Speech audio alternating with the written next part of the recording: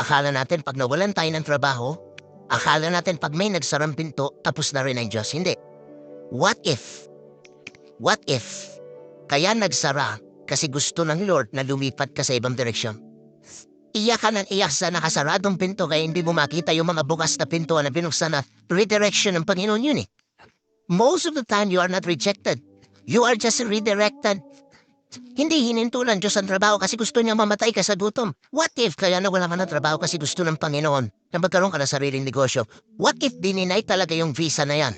Nakatakot-takot ang prayer mo na dinay ka sa visa kasi gusto kong protection na ng Panginoon. What if natapos yung relationship na toxic naman in the first place? Kasi gusto ng Panginoon na iligtas ka sa isang kapahamakan.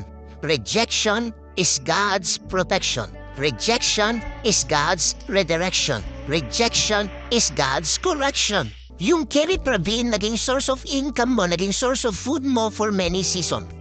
But that season is over. God is not letting you down. He is setting you up. Sinasara ng Panginoon ang Kerry Pravin na nagpala sa you before, but God is opening a new door of opportunity to bring you to places that you've never expected. Dapat dadala sa iyo ng Panginoon. Let's give Him some praise for every rejection, for every cancellation that we have been experiencing. When God closed the door, there is more.